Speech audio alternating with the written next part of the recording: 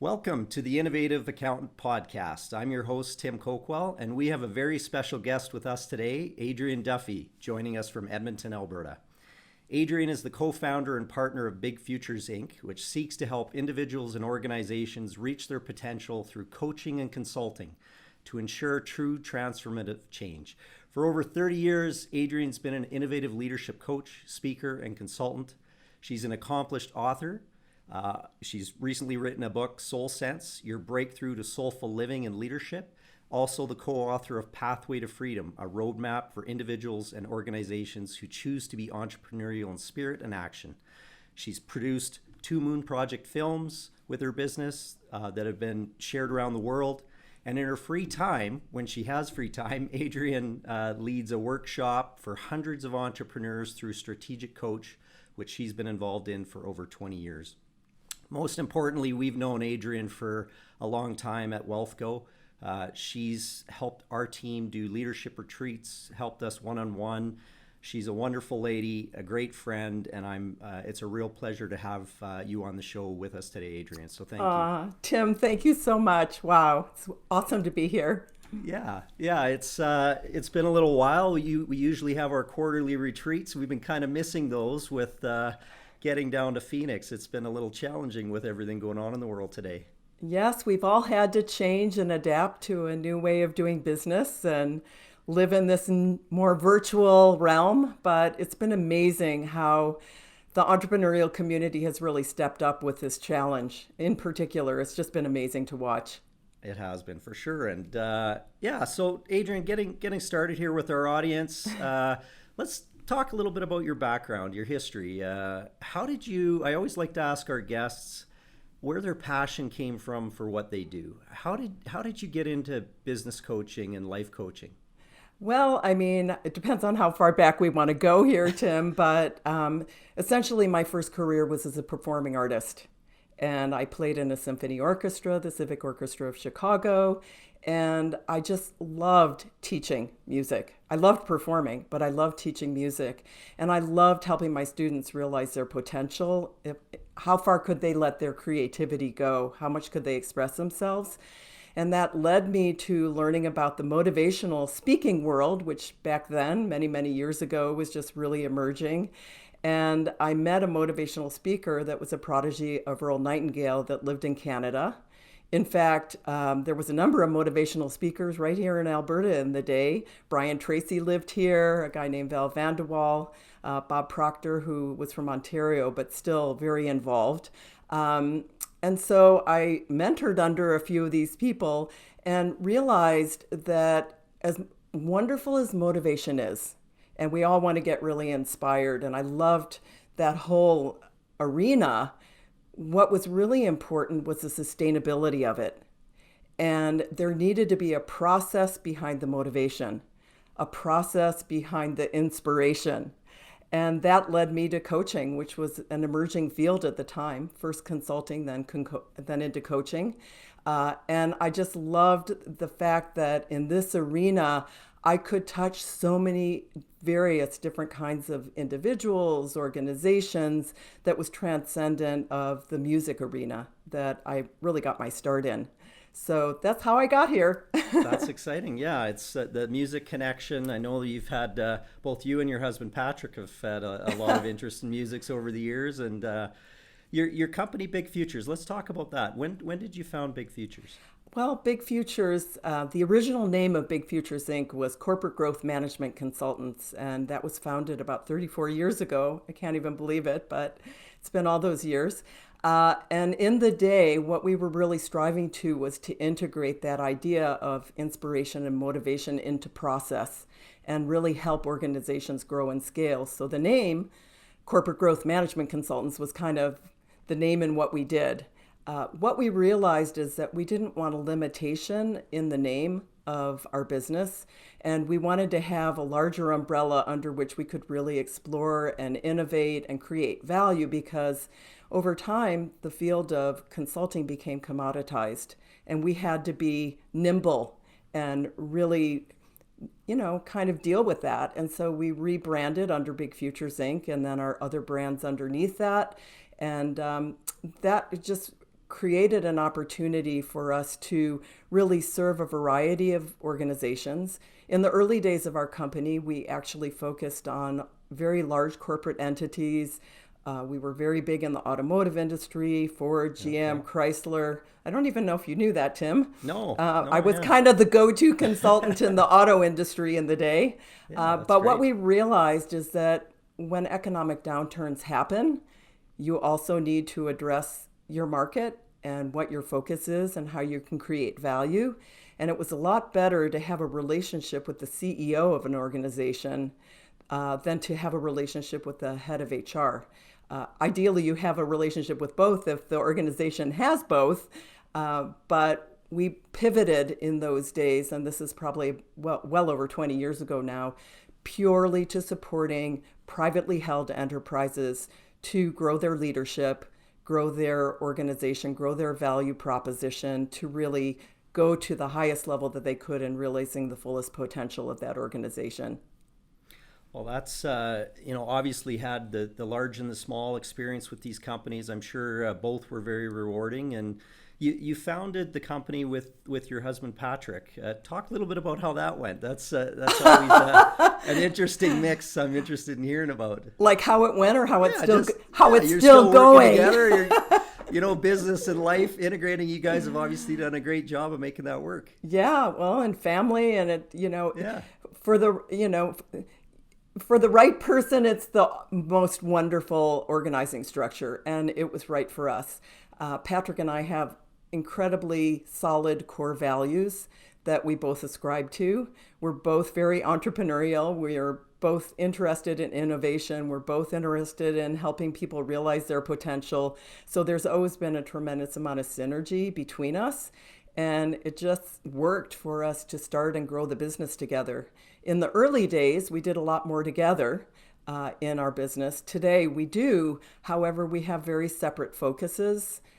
We do jointly work on a number of our clients. As a matter of fact, we've had clients almost since we started. Probably our longest term client is consecutively that 34 years, which is amazing. Wow. And the cool thing is that over time, we can go back and forth. Sometimes what he brings to the table is what's really needed in that organization at the time. Sometimes what I bring to the table is what's needed, and we're really able to grow it together. And we love the synergy of our skill set and being able to do that. It's been really fun. Talk a little bit about that. So you're unique. Being in strategic coach myself and having the benefit of experiencing that with you and other coaches through that program, they talk a lot about unique ability. So as you look at you and Patrick, you mentioned some differences in unique talents. Talk a little bit about that. So what is your passion? What is your unique ability as you're dealing with the coaching world? Well, and that's a good point, because that concept that emerged out of strategic coach is really ultimately about inspiration and passion. So it's been very synergistic for me. But essentially what that means is that it's a big invitation for individuals to find those activities in life that open a door for the best of who they are to really shine through. And so that unique ability is present, or that unique passion and ability is present within a person. They just need through the course of their life to kind of target the areas where that can express itself. For me, it's always been about supporting people to realize their full potential, just to unlock that and help them really step into it, overcome the fears, or whatever it might be, whatever the roadblocks might be, for them to live their best life and realize their fullest potential. So obviously there's two sides to that. We have a professional side and a personal side. In my business, Big Futures, we're working a lot with organizations to help the organization realize its potential, to help the leaders within the organization realize the potential, and help the visionary that founded the company to really bring it along, or to go through the appropriate transition that they need to go through once they've seen it to a point where they're really ready to let go. So this is the long journey of realizing potential, and that absolutely just jazzes me every day to be able to do that. I've personally, in our company, has experienced your superpower in helping people realize their potential. So thank you, Adrienne. we definitely see it in you, and you bring the best out in us. So I totally get that. Strategic coach, let's talk about that. You've been involved with Strategic Coach as an organization for over 20 years, a long time. How did you get involved with that organization? You've kind of almost been with them since the beginning, I think. Talk a little bit about what they do and what your role is in that. Yeah, no, it's been amazing, Tim. It's one of those serendipitous, maybe a stroke of luck in life. But I met Dan Sullivan, the founder of Strategic Coach, when it was first starting out over 30 years ago. And it was one of those soul things, I think. It was just like, I need to join this program. And in part, it was based on a very personal experience.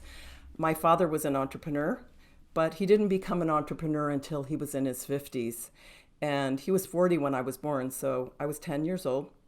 And he's just was such a dynamic entrepreneur, but it also led to a lot of stress-related illnesses, and living that in the family. I always looked to the idea of entrepreneurship as something that I wanted to aspire to, but also I realized through my dad's journey the danger of that. If you didn't keep your life in center. And right. Strategic Coach is a place that an entrepreneur can go, an independent entrepreneur can go and be with other entrepreneurs that are really trying to sort that out. How do you live the full life of being both an entrepreneur and an incredibly successful entrepreneur? Because you can't even get into the program if you're not. Right. But then on the other side, have a life, have the relationships, have the family, and really keep both of those two things in balance. So when I heard about the fact that you could actually put boundaries around time for both business and personal, which we call free time, and then focus time in the business in our Strategic Coach framework, I was just struck by it right away. And so I joined the program as an entrepreneur. And it was just at the time also when it was starting to explode. A lot of network of entrepreneurs were starting to come together and were really interested in what was being promoted within the Strategic Coach. And so I was invited to be the first coach after Dan Sullivan in the U.S. Wow. Yeah. And since I'm a dual citizen, I was able to cross border and do the U.S. work. And I started taking on groups over 26 years ago, believe it or not. And in fact, some of the entrepreneurs that I started with are still in the program, and I still know them and work with them every quarter. And it's just a wonderful community to grow your life in, and really support us with those entrepreneurial principles that will help us do that, kind of balance of life and business and being a huge success in both. Yeah, no, it's a wonderful program. We've been heavily involved in it through WealthCo for over 10 years, and would highly recommend it to any entrepreneurs out there, any listeners. Check out Strategic Coach. You get the benefit of having amazing people like Adrienne, Chad Johnson, who was a coach that I had worked with. Just a lot of talented people that help open your mind. And I think the other opportunity, as you said, Adrienne, you're in there with a group of maybe 30 to 50 other entrepreneurs, and you get a lot of great perspective just from their experience across different industries. So yeah, fantastic program. Yeah. So let's shift gears a little bit here and get to some more takeaways for our listeners. As you know, the Innovative Accountant podcast is geared at the accounting community, and we just we're doing the recording here in May, and they've just got through tax season, and yes. They're probably taking a deep breath and wondering what's next. But they spend so much time from January through to the end of April working in their business that thinking even about on the business and what the future looks like just isn't even, there's no time for it. But now they have some time. So let's talk a little bit about that and how you help businesses, firms, accounting firms set their vision, set their strategy. Talk about the Moon Project and some of the work that you've done there and where that comes from. Love to. So you brought up the Moon Project, and under the umbrella of Big Futures Inc., this is a brand that we founded probably about 15 years ago. And our intent in founding the Moon Project was to create an organizing structure for privately held businesses or professional services organizations like accounting firms, to really look at, wow, what is that big vision that they can hold? And what we found is that you can have the vision, But to sustain a vision, you actually need to bring inspiration into it, because that's your sustainable force to really sustain through the ups and downs and around that it takes to get to the next level. And so we found that the metaphor of going to the moon was a very, very powerful metaphor for people of all ages, backgrounds, ethnic groups, you name it. Everyone could kind of relate to it. So we actually were pioneers in the idea of using the moonshot as a way to really bring organizations into their vision. And so we started launching these programs in organizations. So as you talked about, coming off of, this very tactical, focused period, it's all about the next day and, getting the next return done or the next whatever it would take to serve our clients during this period of time, which is very diverse. And so it's at this kind of time when you're coming off of it, to your point, Tim, that it's nice to get out of this day to day and breathe some rarefied air of the vision of a potential future. And so the idea of what would it mean to just go beyond, go to your moon, like go to the next level, right? Yeah. And so that's essentially, what we really talk about. Now, it's great to have a vision, but we need to have a strategy that drives it, which is another part of, our accountants really starting to work on their business. Is once we create a vision, we need to be strategic about it and really look at what the goals and objectives are that are going to get us there, and then harness the energy of the team to be accountable. In fact, that's our model: vision, strategy, accountability. It's a triangle. And then in the middle, it's powered by inspiration, because that's what we learned is the missing ingredient for a lot of organizations, is they don't have that inspiration to keep powering it. And so once that vision is established and we're clear about it as an entrepreneur, it's really important to communicate it. And that's where a company like Big Futures comes in. Many entrepreneurs have this unbelievable, incredible vision in their head, but they really need to be focusing on leading it, not facilitating it. Right. And letting go and being able to bring a facilitator in to help with the team, bringing the vision in, help often the entrepreneur articulate that vision, and then really bring that out to the team, because it's about alignment at that point. And you can't have accountability without alignment. You need to have the alignment of all of the team to see what that vision is so that they can execute on the strategy day to day.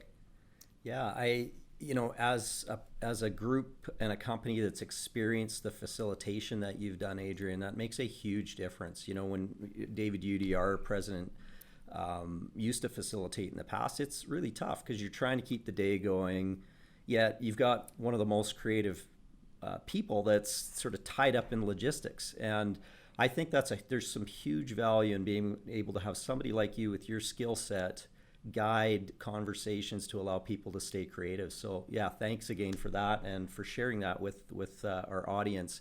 The other thing, we did go through your Moon Project exercise, and I think it was fantastic because normally, and talk to this a little bit, like most companies are going, well, if we just grow by 5%, or they think that that's the vision. If we grow our revenue to X dollars, talk a little bit about this concept, and it is a strategic coach concept, but this 10 times concept and the power of 10 times, the power of going to the moon, why that changes and gets different creative juices flowing for companies. Yeah, well, I think first of all, it's activating the passion of what's possible. If you take the word impossible and you put a little quote mark just over after the I am, it's I'm possible. Like, entrepreneurs are about making the impossible possible. They have a big vision to do that. Now, how do we break it down? And that's where it gets really interesting. And if I kind of reflect back to, some of those original meetings that I had with David, we had these really great conversations about, as a visionary of this organization. And I think a lot of times especially coming off of this period for accountancy firms, it's easy to forget that you're the visionary. Right. It's easy to forget that you're the person that's actually going to drive this organization into the future. And so it's like a reckoning. It's a reminder that we need to be able to do that. So we project out. What's unique about what we did with David and with your organization is that you write the story. So you cast the vision, but you write the story. And to your point, it's not just about a number. It's not just about a percentage of growth. It's about, and we usually split it into 3 sections, the story. What does it mean in terms of the team, and their growth, and in the heart of that entrepreneur, what is really important and maybe that entrepreneur's partners in the case of your organization, what's really important to all of you in terms of growing a team? And what does it mean in terms of the value offering? Because we can't be successful as an entrepreneur if we're not creating value. Let's just get that right clear up front, right? And so what is the value offering? How are we going to continue to innovate? I mean, that's a topic of this podcast. How are you going to continue to innovate and stay abreast of all the changes that are happening in the world and create value for your target audiences out in the world? That is absolutely crucial. What's the story about that in achieving the vision? And then what does growth look like? Right. What are some of the key parameters of growth? And once we have a story in place, which we articulated, then you can start to really deploy it to the other team members. And when you hit the magic point where you have a team member that loves that vision, loves that story, they want to be part of this, then you coalesce together and you're on mission. And so when you hit the roadblocks or hit an obstacle, you can keep moving. You can keep sustaining it. Yeah. And we'll talk in a moment about the importance of team and the right people and how you make sure of that in a moment. But I want to sort of talk again about a little bit about this vision in accounting firms. I think I go back to my background. I grew up in an accounting family, and I think part of the reason I ended up in accounting was because there was always going to be work. Yeah. There's always tax returns that need to get filed and accounting work needing to be done. And I think as a profession, you can get pretty complacent with that being the vision that you show up to work, you're going to get referrals, clients are going to come in the door. But I think that's changing. And I know you've worked with accounting firms for a long time and understand that industry well. What are some of the mindsets that you see needing to shift and the importance of vision today? There is a lot of disruption going on in that community. How do you see that playing out right now? Well, a couple of things. First of all, if I look at patterns, and certainly, especially in my strategic coach world, there's been a plethora of different kinds of accountants that I've worked with, U.S., Canada for sure. And, I think it's an appropriate thought is that there are really 2 kinds of accountants. There are accountants that are accountants, meaning it's 100% about the field of endeavor and what they learn, to your point, Tim. But then there's entrepreneurs that have a specialty in accounting. And I think that that's an important delineation. It doesn't in any way undermine or diminish the importance of the profession and the professionalism that's required as an accountant or anyone in professional services, but this is our focus today. However, those organizations that are accountant firms that have actually survived during volatility and change and disruption are ones that balance both the profession with the entrepreneurial innovation, change, adapting. I mean, when I started as a coach, there was no software package that did a tax return. There wasn't. Right. They didn't exist. Right. Yep. Right. So there are many elements, and in fact, a lot of professional services individuals thought that they would be exempt from that kind of technology commoditization forever. Mm-hmm. And I have watched this happen over a period of many years where value offerings that organizations had big bucks coming in for got commoditized.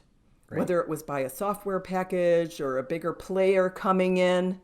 And if that organization didn't have some energy, a percentage of energy in vision and innovation and learning and growth, they lost their market share. So that gets to your question about mindset, Tim, because we need to be able to say, hey, change is imminent, change is going to happen, disruption happens, it's a given. and it's accelerated through technology. That's a given. So we're going to take a certain percentage of our energy and really focus on the profession. We need to, because that's a big part of our value offering. But can we always free up energy to innovate, to think differently, to learn, be creative? I love the name of this podcast, The Innovative, right? Accountant, because it's so important. And I've just seen many, many individuals in this industry kill it. Like one of my favorite stories is, Gary Boomer Consulting in the U.S. I don't know if you've ever heard of them. No. He was a cohort of mine in Strategic Coach some years ago, running an accountancy business, and just came up with an incredible way of running the business and started to package that incredible way of running the business. And now it's one of the most successful consultancy firm for really high-end accountant practices in the United States. In fact, I still coach his son, who in Strategic Coach, who is pretty much taken over much of the business. It has just exploded. And the point I'm making here is that the industry became the client, not the competitor. Right. Other accountants are now his clients. That would never have happened if he stayed complacent, because I was with him when that whole regime of technology came into play that started to commoditize accountancy firms. Right. So he innovated, and now he actually serves the very industry that was his competition at one point in time. I mean, that's like a big story of what you can do. It's not necessarily for every one of our listeners, but the point of the matter is they're inspiring stories. Right. And they're dedicating the time to be creative. And I think, the word creative and accountant sometimes doesn't, people, there's stereotypes. Which part of the brain are we working on here, right? Left brain or right brain? But I think, innovative, progressive accountants understand that they are entrepreneurial. They're going to take time to set the vision, look into the future. How do they change? How do they stay ahead of it? And obviously you and your company do a great job in helping them do that. Let's talk a little bit about the Nexus Project. And you've sort of evolved your company, clear on that moon project, the business, the results. Let's talk about Nexus now. Why the change to Nexus? Yeah, so, if I go back 15 years ago, Moon Project, you have a period of time, it's growing. Then all of a sudden, Amazon has a moonshot. Google has a moonshot. Peter DeMontis is talking about moonshots. And the very thing that we were pioneering in many years before, the concept was starting to get commoditized. And so we were awake to that. That's an important word. We were awake to what was going on. We were watching the trending.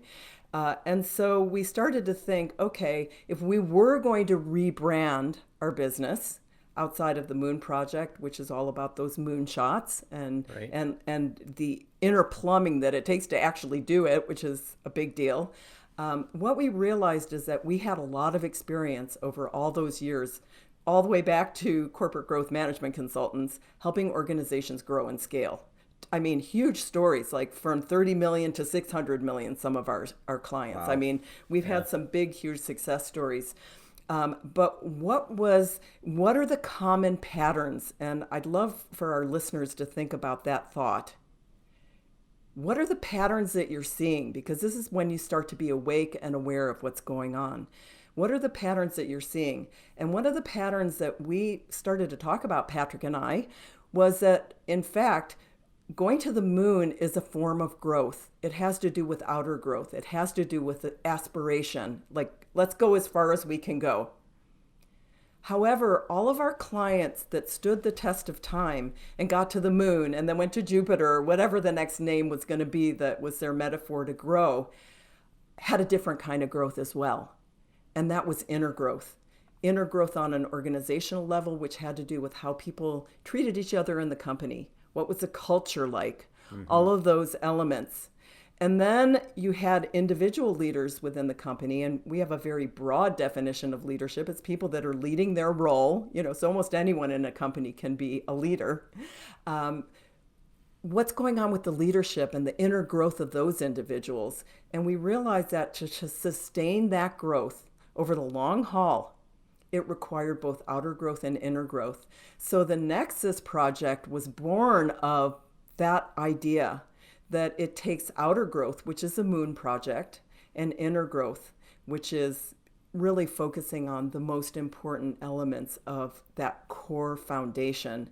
And so the Nexus is an integration of the two, and we rebranded a few years ago, and it's been incredibly sticky with our clients. They're loving it because it's just taken the Moon Project to another level, and it's broadened the depth. Now, there's another reason why this is so important, another pattern that we saw, is that volatility and change was speeding up due to many factors: globalization, technology, the acceleration, all of those kinds of things. During volatility and change, if you don't have a solid core of inner growth in your organization and the leaders within your organization, you just fall apart when the volatility and change hits. Right. Yep. You know, and that's when things get a little bit wonky. And so the sustainability of the both and proposition of outer growth and inner growth has been very powerful. Yeah, I love that. And your logo with the Nexus is amazing. I think you did an awesome job on it. Thanks. But I want just explain, we've talked about polarities, and that's also an important part when you look at a Nexus and you look at a polarity, the strength in the middle. Just talk a little bit about polarities, and maybe let's compare that back to the accounting community. What are some of the polarities that we see in that industry? Yeah, and just to explain a little bit about the polarity we're talking about, and if our listeners that are listening and not watching, you just imagine an infinity symbol. A Mobius strip, this constant flow of energy. And so the logo that Tim is talking about is an infinity symbol, and it represents, one side is red, one side is blue, the red side is outer growth, the blue side is inner growth. So it's a both and proposition, and the Nexus is at the middle where you find your equilibrium between the two. You need both, and sometimes you'll lean more into one, and sometimes you'll lean more into the other. But if we do one to the neglect of the other, eventually the other will call. So think about inner growth in an organization. Like if you only focus on inner growth, then eventually you're going to have to focus on outer growth because you don't have another sale. Right. And then on the other hand, if you only focus on the next sale, and you're killing everybody in the company, Right. You've got to start focusing on inner growth. So if we lean that idea into accountancy firms, there's myriad. I mean, one of my favorites is the stereotype of the accountant. It's all about the numbers, but what about the relationship? Right. What about the relationship with client? There's a polarity. It needs to be a both and. We need to be very skilled at the profession and very skilled, the highest level, at creating a relationship. We talked about one earlier, just we've kind of been dancing around it a bit, but we need to have incredible founded systems and processes to really deliver the highest level of value. But we also need to have flexibility and innovation. And one without the other doesn't work. So essentially in polarity theory, which I've studied extensively, and if you want to learn more about it, Barry Johnson has got some great books out there, Polarity Management. It's just incredible. I'm very passionate about this because what it does is it creates an opportunity for us to get interdependent pairs that are opposites to work together. Hello. Wouldn't that be nice in the world, right? And so, this is very important in any kind of firm, to really look at where are we having biases or polarizing happening in an organization, and how can we get an aligning vision to pull those together? It could be those individuals that are client facing and those individuals that never see clients. In our coach methodology, Tim, we call it front stage, backstage, but front facing, the back office often go at odds. Right. Yeah. But they need each other. You can't have one without the other. You could have the best, front-facing team and horrible systems in the backstage, and it just doesn't work. You could have the best systems in the world in the backstage and no really great connection and relationship with the client in terms of the value. So you're always playing the two together and watching the two together. Yeah, it's such a timely conversation because, as you look at the world today, it just seems like it's becoming more and more polarized. Yeah. Opinions are stronger, they're further to the side, and in being in the wealth management business and working through accounting firms, we understand in working with clients that usually the best answer is not on one side or the other. It's usually somewhere in the middle. It's where there's balance. Yeah. And I think, that is oftentimes a bit of a struggle within the accounting community, is that balance and finding it. Being uber professional versus being concerned about selling, accountant versus entrepreneur, selling time versus value. There's a number of these polarities that come to play. And so, in your experience, what are you talked about that one firm in the U.S. What are some of the things? How do you create mindsets around that? Is it first just becoming aware of polarities? Yeah. How do you help companies sort of address that? Well, I call it sort of the drip method, because this is big thinking, and it's an invitation not only to have big thinking, but to really invite someone to think about their thinking, and so first is to understand the philosophy that you need both. So here's the deal. If you have a problem to solve the problem. It's black and white. 1, 2, 3, ABC, 1 + 1 = 2. Like, if it's black and white, if it's a problem, solve it. What we learned, Patrick and I, is that most organizational problems are not black and white. And if you pare it away, most often it's rooted in a polarity.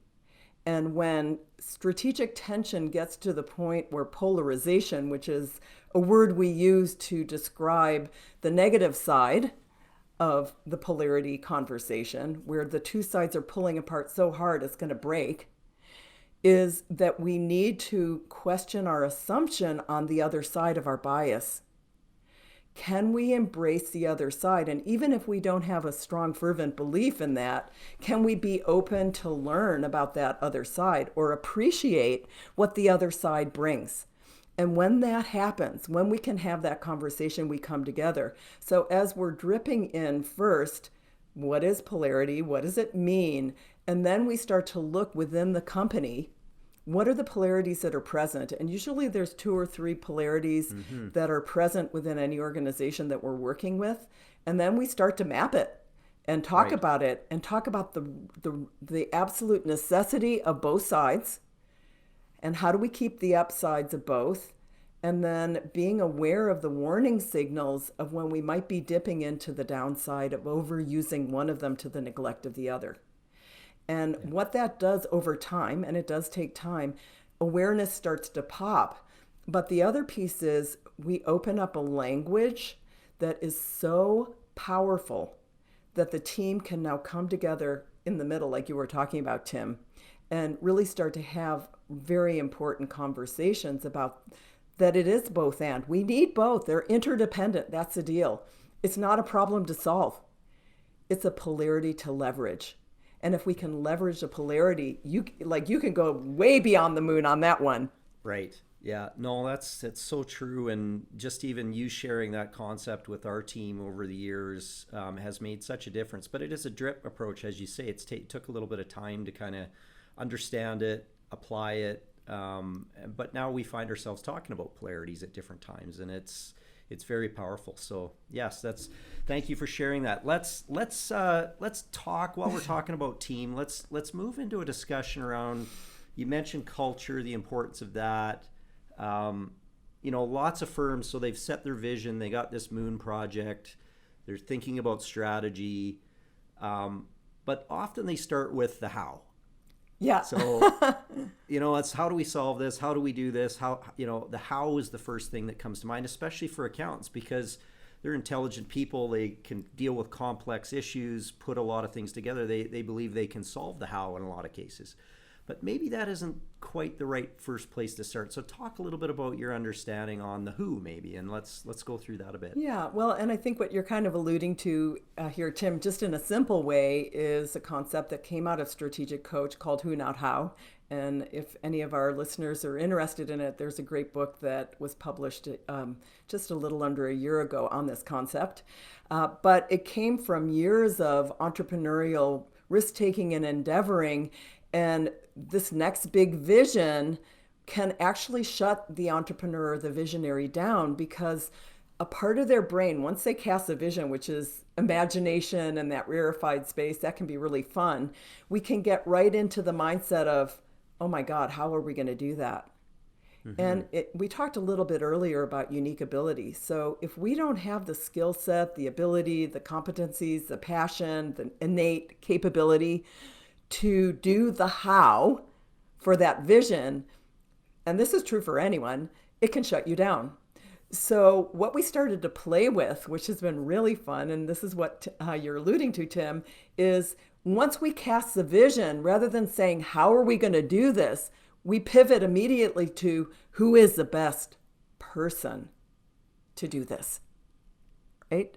To help with the how. To help with the how. Who is the best person to do the how? Hello, right? Yeah. And, in its simplicity, there's a lot of magic in this idea, because if you have, and we all know this, like all of us have had that amazing team member who just got it, was a self-leader, was accountable, bought into the vision, aligned to it, and took it over and took it way beyond anywhere we could have imagined. That's what we're talking about. That's the perfect kind of who that we want to get in place. So it's really helpful. And from a cultural point of view, which you were alluding to, if we want to scale and grow, it's really important that we address the kind of who's that are going to get us there, that can do the how that's necessary. What that requires often, though, especially as an organization is scaling, is that if they're putting too much undue challenge on certain team members to do the how that's not within their set of abilities, that can really shut down some of the team members. And in fact, there was, a gazillion years ago, some of our listeners would remember the Peter Principle. You promote someone into their incompetence is essentially what that was all about, right? So now we ask this person to do this and this and this and this. And before you know it, we aren't getting the maximum out of that person. And so the people that take you from A to B sometimes take you from B to C and C to D, but sometimes they're not. And we need to let go and then, either free them or keep them in roles that are more appropriate to what they love to do and their passion and their competencies. And then really start to build the right who team that's going to take us to the moon and to the next big goals of our vision. Yeah, I think, you've worked with large and small companies, and I think as, small companies grow, we've experienced that in our growth, you kind of are a jack of all trades in the early days. Oh, yeah. You're used to doing it all. So you become the how. It's out of necessity in a lot of cases. But I think you get to a certain stage where those habits can start to get in the way, right? It's just, you think you can do it, you've had success, so you just naturally gravitate to, I'm the one to solve the problem. Yeah. And I think it's being aware of that, or awake to that, as you said, and being able to go, no, we've got to now look at the who at different stages of growth. Yeah, and letting, and that requires us to question our own habits, to your point, Tim. And then being willing to let go and really empowering others to do that, which is why it's nice to have an organizing structure under which this can all happen.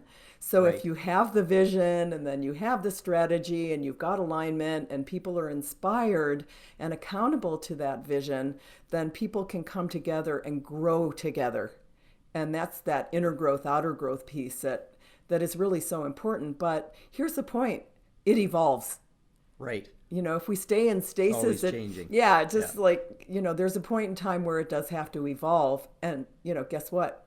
As business leaders or the visionary or the founder or wherever our listeners are coming from, it doesn't matter because we all evolve. And as we evolve, we need to shift and change our mindsets and then really change the behaviors that are resultant in that shift of mindset. Right. So so we've talked about the who, the importance of the right people. You got to trust in the who, and There are some things that you do that you're certified in. Let's talk a little bit about print. Let's talk about Kolbe. How important tools like that are in finding the right who. Yeah. So what we're talking about here is different kinds of assessments that you can actually utilize within the organization that create a very powerful language so that the team can work effectively together. It just completely expedites a communication. So I've been very passionate about these tools. I had training in DISC 100 years ago, it feels like, but it was actually about 35 years ago. It was the first tool that I had was DISC. It's very mainstream today, but I had it when it was hot off the press. So I have curated and watched various different tools. And my belief is that there is no tool that gives us the entire read on a person or what we're trying to assess. So what I've looked for is ones that take a slice of something that it measures the best and then synergize them together. And so Tim talked about print, which stands for motivational imprint, and that is one that I've worked with for about 8 years. But I had been looking for way more than 8 years for one to crack this nut. And essentially what print cracks the nut on is what is the motivational energy and pattern that a person needs to be able to bring their best out. And I had never found anything else that dealt with motivation. There are hundreds out there that deal with personality. Myers-Briggs, True Colors, DISC is another one. Clifton Strengths is a great one. Predictive Index, the Culture Index. It goes on and on and on. And they're all wonderful, and I use many of them. But what I was looking for is how do you crack the nut on motivation? Because here's the deal, guys. You don't see motivation. Mm-hmm. You see a person strive and you see the energy of their motivation come through it once they do decide to strive and take action. But until a person is motivated to take that action, it remains dormant in a person, which is why as business leaders, it's so hard because how do you motivate? How many times have we heard this, Tim? How do I motivate that person? Right. Yeah. So print cracks that nut. What is the motivational needs of the individuals that we have in the culture within our organization? And how can we work together with all of these lovely different motivational patterns to seize and capture the energy of how that motivation brings forth into how they take action? So then you talked about Kolbe. Let's take another slice.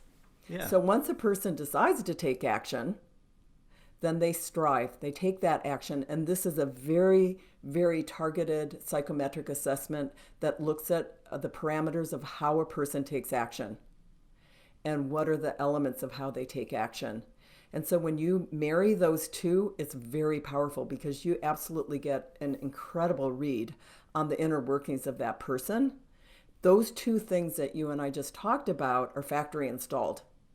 We don't, those aren't the ones that you could go, oh, I just want to change up how I approach something. Or even introversion, extroversion, which Myers-Briggs measures. You know, there is a scale throughout our life. But when it comes to what print is measuring and Kolbe is measuring, that doesn't change. It's factory installed. So understanding that within the culture of our team helps to strengthen the inner growth of the culture and helps us come together better, even with diverse interests or biases that we talked about earlier, to be able to work well together. And when there is strategic tension, which by the way is necessary, a certain amount to grow, can't grow without tension. Sorry to say it, but it's got to be there. It's just that we want it to be strategic tension, not toxic tension. Right? Those instruments help us relieve what could go to the toxic tension into strategic tension. We can work together again, and then we release it and move forward. And then we can marry that with some of those other really great assessments out there like Clifton Strengths or Myers-Briggs that more measure personality. There's one for like even, you know, how great of a salesperson are you? I mean, you target those particular instruments to measure what you're looking for. But what they do is they create that language, and the simplicity of the language, if it's a good one, just really the team starts to be able to talk about it. And I think some of the fun that I've had with it is it leads to a sense of humor about things. You know, and Right. you could just laugh. I'm sure that, you and your team kind of Yeah. laugh about it sometimes, like, well, there Tim goes with his Yeah. whatever, right? Yeah. Yeah. Yeah. Yeah. No, it definitely gives you, I love the comment about it gives you a language. And I think really my experience with it is it builds compassion. Yes. Because I think the reality is we don't really understand why people do what they do. And, everybody gets frustrated at times. But understanding that they might be a fact find or a quick start with Colby, or, they want to enjoy life with print, or there's other scores that come out of these things. It just helps you understand what really motivates and drives people to do what Yeah. they do. And it creates a lot more compassion, as you say, to deal with those toxic tensions. So it's been a great program. I highly recommend it to anybody to reach out to Adrienne. She's been instrumental in us getting to understand that. Let's talk while we're on people here. Accountants have just gone through busy season, wiped out, long hours. You mentioned free days. Let's talk a little bit about the entrepreneurial time system. Let's just take a minute on that, just so we can touch on it. Yeah, so this, of course, is from our strategic coach connection. It's a very, very powerful framework that you learn about when you go to strategic coach. Essentially, it was built around the need for entrepreneurs to put a sense of order around their time. And you made this point a little bit earlier, Tim. The entrepreneur just does whatever it takes to get it to the next level and the next level. And eventually they have to pare away. But at that point of knowing that they need to do that, they've reached what we call a ceiling of complexity. Right. And in that ceiling of complexity, there's a couple of factors that are at play. One of them is that they've let down all boundaries around time. They are just completely reactive to any input that's coming to them. And so what we want to do is put a structure around the time. And the first thing we need to do, to your point, coming off of, the accounting season, is have some time away from the day-to-day of your business so that you can refresh. So we call that rejuvenation, but the name of the day is free days. It's days that we take to really restore ourselves and find those golden activities that we can do that will restore ourselves, whether it's a little time alone or getting out on the ski slope if it's winter, or taking a nice hike in nature, whatever it might be, being with your family, taking a trip once we can again. Right. This was taped during COVID, so we haven't been able to do some of those things. You have to be more creative. Yeah, and so once we take the free time, then we need to look at what does our productive time look like, and that can be defined by whatever the most valuable time is that you need to bring to your business. And that can be cycling, certainly in this last season. For a lot of our accountants, of course, they're really focusing on, just getting it out there, serving the clients. There's other cycles through the year where they're working through different things, but that becomes their focus. And then we need to have preparation time. So this is all built around really an entertainer's model, time off, season off, then focusing on what's really important in terms of what we need to focus to win the game, and rehearsing, preparing to have time off, free ourselves up, and then be able to be more focused.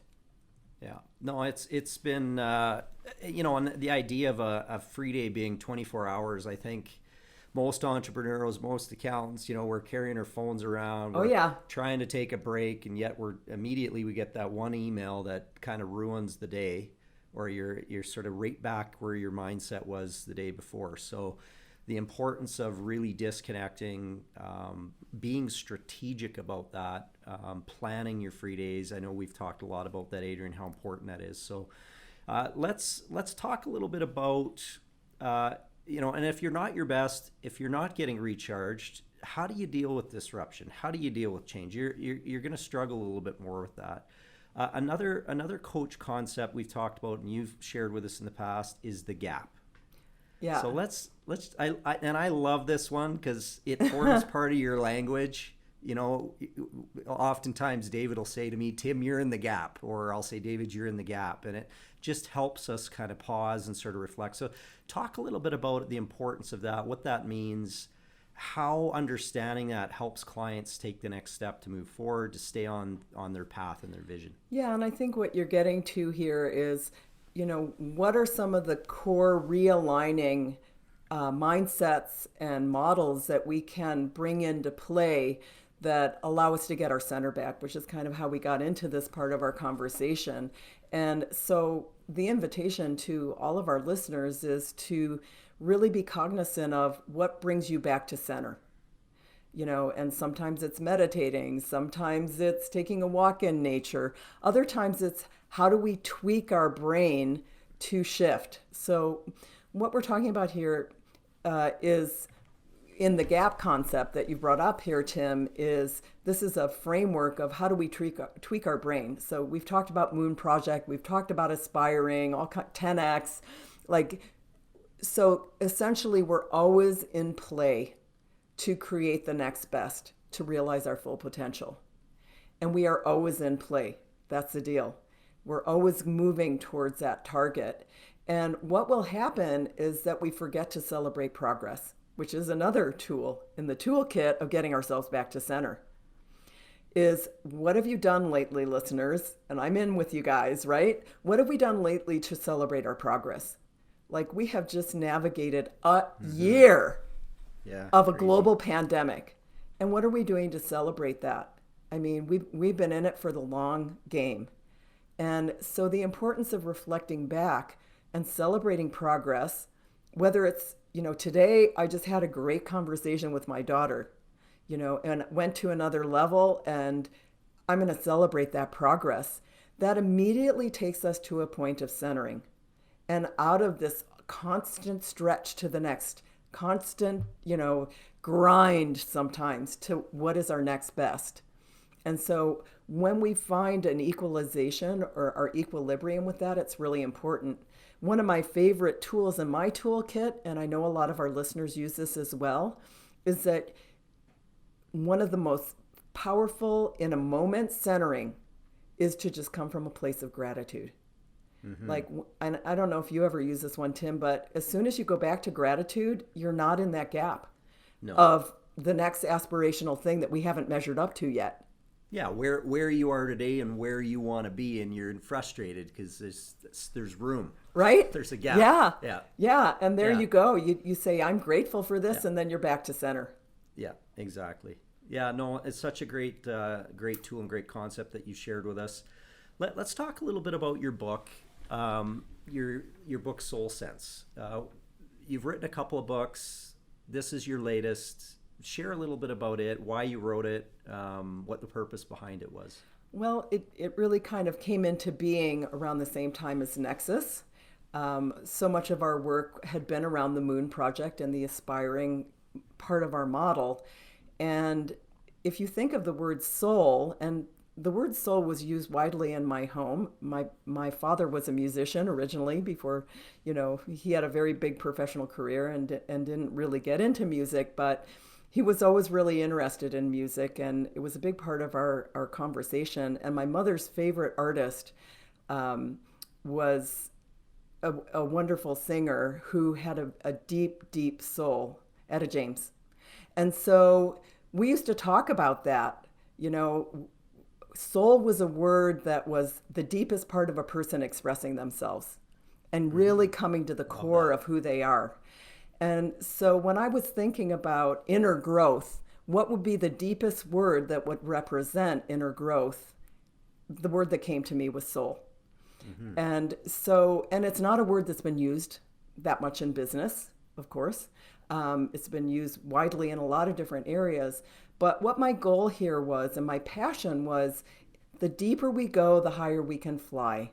The deeper we go, the higher we can fly. And so I wanted to put out a piece where it would open the door for anyone that wanted to really get into it to start to reflect on what is the deepest part of who they are and how can they really delve into that. And so I put a little bit of a model to it, which is what we love to do, you got to name it, right? Yeah. And so, really, what is that deepest call that you have that allows you to make a contribution? what fuels that, which is your soul fire, and how do you care for yourself ongoing. But essentially, and this was the hugest surprise to me, is all my corporate clients are like, we love this, so we're defining the soul, like now we define the soul of the business and what's at the core. And that was so unexpected for me. You never know where it's going to go when you put something like this out. It was probably one of my most terrifying moments to actually let this go out into the universe. But anyway, it's been fun. Yeah, it's a wonderful book, and I love that, everything. A process always helps. Soul call, soul fire, soul care. I love that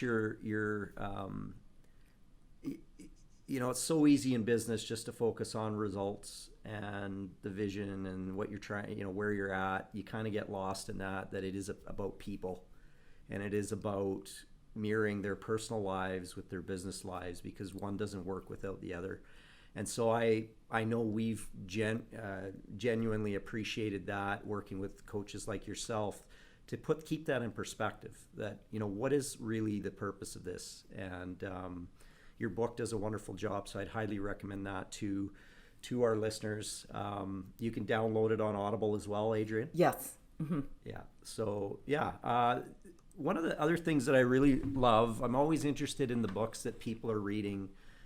Strategic Coach has been great with that. As I've been in sessions you've led where we take 10 minutes and we go around the room with a bunch of business owners and ask what books they're reading, and you always get some amazing gems that come out of there. So I'll ask Adrienne, what are you reading? What are some of the great books, business books, personal books that you've found valuable? Wow, I mean, they're so vast, of course. One of my favorite books of all time, and many of our listeners have probably read it, is Man's Search for Meaning by Viktor Frankl. Mm-hmm. It's been out there for a long time, but especially in difficult times like many of us are navigating right now, it's nice to listen to someone who probably went through one of the most difficult times in history and survived and thrived. And there's so much great philosophy in that book. It's always a great read.